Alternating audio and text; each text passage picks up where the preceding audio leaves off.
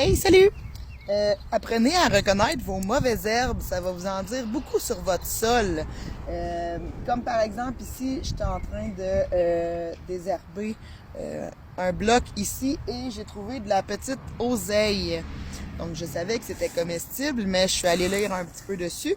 Ils m'ont dit, dans le fond, j'ai lu que ça poussait dans un terrain rocailleux. Ça, il n'y avait pas vraiment besoin de me le dire, je le savais déjà. Mais que ça poussait dans un sol acide aussi. Donc, tout dépendant ce que vous mettez dans vos blocs de culture, si vous avez de la petite oseille, ben sachez que ça va être des plantes qui vont préférer des sols acides qui vont être là, ou vous avez à travailler votre sol pour autre chose. Il y a une super application pour vous aider à identifier les mauvaises herbes comme ça, ou les herbes utiles, qui est Picture This. C'est gratuit. Ben, il y a une version gratuite. Donc, ça aide beaucoup à identifier les plantes comme ça. Puis, ben, la petite oseille, ben, c'est comestible, c'est un petit peu acidulé, c'est super bon. Donc, mais allez lire, puis validez avant de manger vos mauvaises herbes si il n'y a pas de contre-indication pour votre santé à vous.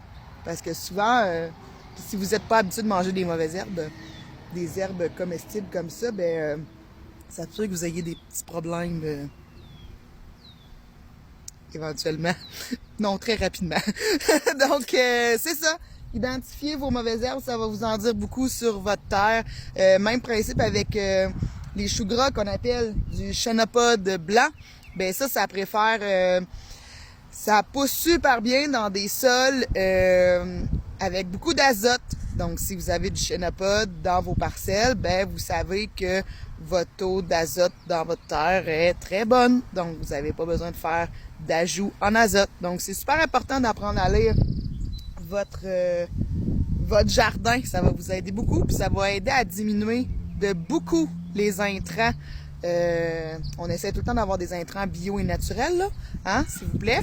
Mais ça va vous aider beaucoup à diminuer ces intrants-là, être capable de lire votre sol et de vous adapter aux besoins. Bonne journée!